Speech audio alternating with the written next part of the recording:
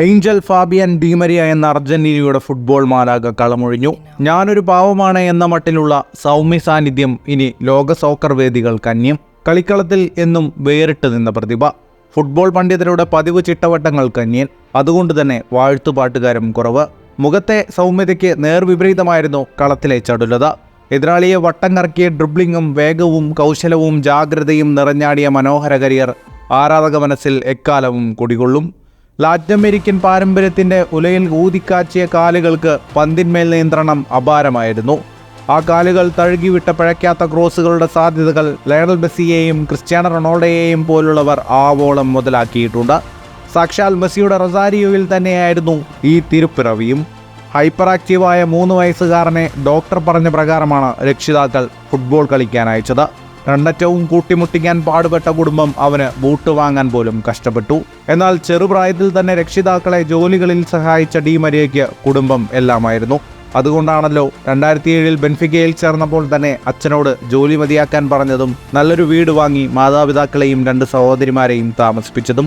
Doctor കണ്ടതിലപ്പുറം hyper ആക്റ്റീവായാണ് കളത്തിൽ അവൻ വളർന്നത്. 2008 തന്നെ ദേശീയ ടീമിൻ്റെ നീലവെള്ള കുപ്പായമണിഞ്ഞു. അത്തവണ ഒളിമ്പിക്സിൽ മരിയയുടെ ഗോളിൽ അർജന്റീന ജേതാക്കളായി. പ്രധാന കളികളിൽ ഗോളടിക്കുന്ന ശീലം അന്നേ തുടങ്ങി. കോപ്പയിലും ലോകകപ്പിലും അതുതന്നെ തുടർന്നു. 2010 ഇടതുവിങ്ങിൽ ആളെ തേടിയ റയൽ മാഡ്രിഡിന്റെ കണ്ണുടക്കിയതോടെ സൂപ്പർ താര പദവിയിലേക്ക് ഉയർന്നു. റൊണാൾഡോ അടക്കമുള്ളവർക്കൊപ്പം 4 വർഷം അവിടെ കളിച്ചു. വേദനയോടെയായിരുന്നു ബെർണബ്യൂവിനോട് വിട പറഞ്ഞത്. അവിടെ ആർക്കോ എന്നെ ഇഷ്ടമില്ലായിരുന്നു എന്നായിരുന്നു മരിയ ഇതേക്കുറിച്ച് പ്രതികരിച്ചത്. അക്കാലത്തെ ഇംഗ്ലണ്ടിലെ എക്കാലത്തെയും വലിയ തുകയ്ക്ക് മാഞ്ചസ്റ്റർ യുണൈറ്റഡിലെത്തി. എന്നാൽ ഒറ്റ വർഷം കൊണ്ട് ആ ബന്ധം അവസാനിച്ചു. പരിക്കും മോശം ഫോമുമായിരുന്നു കാരണം. 2015 PSG-യിലെത്തിയതാണ് പിന്നീടുള്ള കളിക്കാലത്തെ വഴിത്തിരിവ്. മുൻനിരയിലേക്ക് എത്താൻ കച്ചകെട്ടിയ ക്ലബിന് ആ കാലുകൾ ആവശ്യമായിരുന്നു.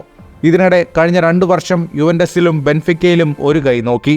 ലോകകപ്പ് ജയം എന്ന കരിയറിലെ ഏറ്റവും വലിയ നേട്ടം സ്വന്തമാക്കിയതോടെ മരിയ കളിയിൽ നിന്ന് മാറി നിൽക്കാൻ ഒരുങ്ങിയിരുന്നു.